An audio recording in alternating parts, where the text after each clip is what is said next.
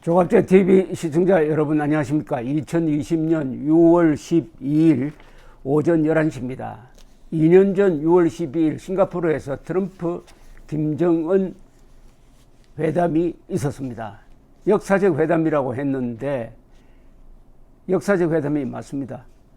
역사적 국제 사기극 회담이었습니다. 역사적 사기극이었습니다. 어떻게 보면은 대국민이 아니라 이것은 대국제 사기극이었습니다. 2년이 지나서 뭐가 달라졌습니까? 좋은 방향으로 달라진 건 없고 나쁜 방향으로 달라졌습니다. 김정은은 2년 동안에 핵무기 하나도 폐기하지 않고 오히려 매년 5개 내지 6개의 핵폭탄을 늘리고 있습니다. 지하의 우라늄 농축 시설도 잘 돌아가고 있습니다. 그리고 대북 제재는 중국이 사실상 협조하지 않음으로써 큰 구멍이 지금 뚫려 있는 상태입니다. 그리고 위장평화쇼에 대한민국이 넘어가서 문재인 정권은 지금 김정은의 하수인 역할을 하고 있습니다. 탈북자들이 쫓기고 있습니다. 그리고 자유를 찾아온 탈북자는 본인들 의사를 존중하지 않고 그냥 북송하고 있습니다. 그리고 트럼프는 이제 김정은의 속다 이제는 그냥 도발만 안 해주기를 기도하고 있을 뿐입니다. 그러니까 결산을 하면은 싱가포르 사기극의 최대 승자는 김정은이고 최대 피해자는 대한민국 국민이고 그 다음에 트럼프는 한 60점 될까 말까 한데 이번 대선에서 진다면은 그마저 희대의 사기극의 말하자면은 동참자 또는 공모자 또는 피해자로 규정될 것입니다. 그런데 저는 여러분들에게 자랑 드리고 싶은 게 하나 있어요. 4.27 선언 나오자마자 저는 비핵화 사기극이라고 했습니다. 그리고 싱가포르 회담 그 결과를 보고도 이것은 4.27 사기극이 연장된 더 큰 규모의 사기극이다라고 단정을 했는데 결과적으로 저희 분석이 맞아 떨어지고 말았습니다. 문제는 6월 12일 다음에 한국에서 지방선거가 있었습니다. 지방선거에서 당시에 자유한국당이 폭망했습니다. 위장평화쇼에 국민이 속고 말았습니다. 지난 2년은 악몽이었습니다. 그런데 당시에 기사를 검색을 해보니까 이미 6월 13일에 세계 언론은 정확하게 그 결과를 점치고 있었습니다. 6월 13일 조선일보가 어떤 제목으로 보도를 했느냐 하면은 외신 기사를 종합을 해가지고 김정은이 최고 승자, 패배자는 한국, 트럼프 승자이자 패배자 라는 외신 반응을 모았는데 이게 아주 절묘하게 맞아 떨어졌습니다. 워싱턴 포스트를 비롯해 타임지 등 외신들은 한국을 패배자, 김정은은 최고의 승리자로 꼽았고 또 하나의 승리자로 중국을 언급했다고 보도를 했습니다. 트럼프 미국 대통령은 승리자이자 패배자로서 애매모호하다. 김정은의 친구인 데니스 로드먼 전 NBA 선수와 그 싱가포르 방문을 지원한 디지털 화폐 업체 팟코인도 승자로 분류되고 존 볼턴 미국 백악관 국가안보보좌관과 인권 유린에 시달리는 북한 주민들을 패배자로 분류를 했습니다. 아주 정확한 스코어였습니다. 빌 클린턴, 버럭 오바마 전 미국 대통령들은 북한이 정식 국가가 아니란 이유에서 미북 정상회담을 거부해서 북한을 사실상 국제사회 일원으로 인정하지 않았습니다. 그러나 트럼프 대통령은 지구 반대편에 선 나라와 북한의 지도자를 만났고 북한의 경제개발뿐 아니라 한미연합훈련의 중단도 약속했습니다.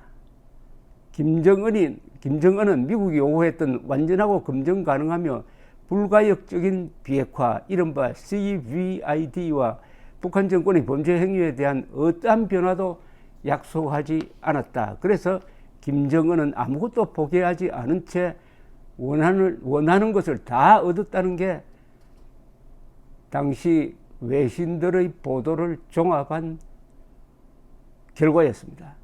김정은이 이겼고 한국은 졌고 트럼프는 무승부다 하는 것이 당시의 스코어였는데 그게 그냥 계속 이어지고 있습니다.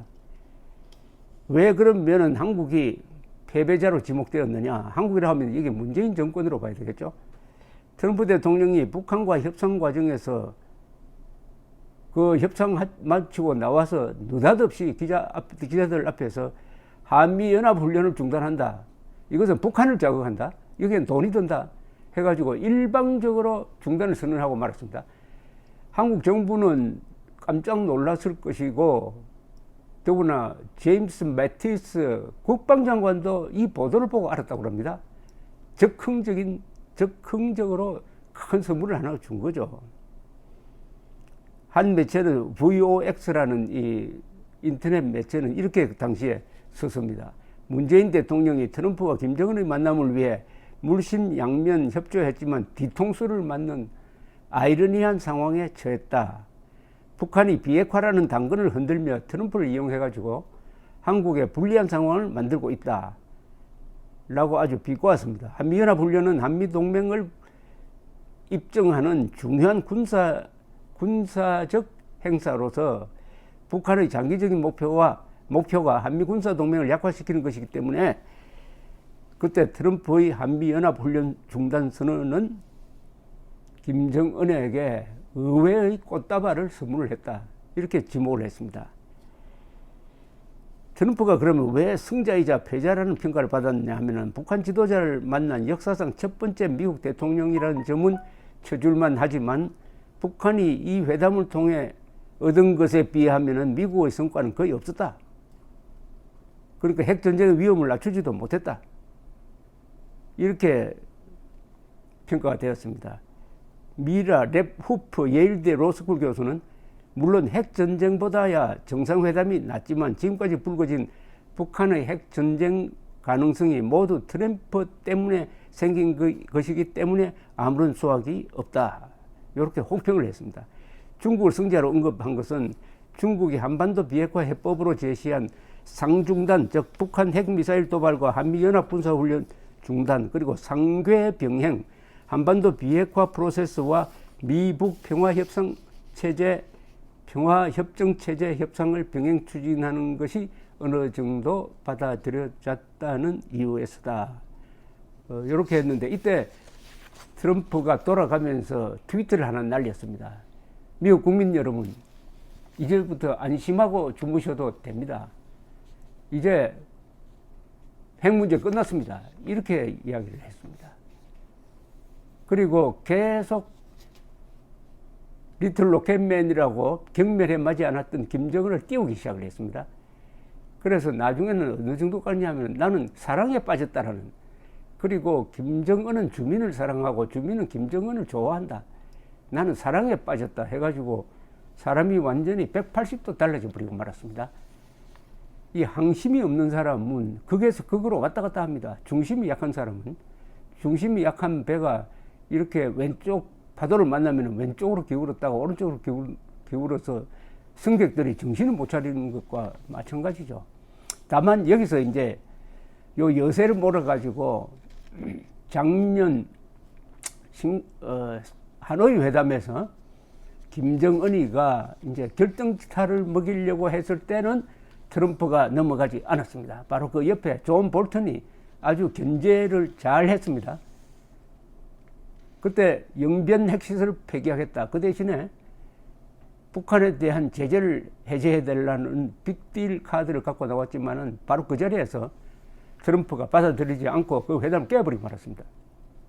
그래서 트럼프는 그나마 최악의 늪에서는 탈출을 했는데 문재인 정권은 의도하든 의도하지 않든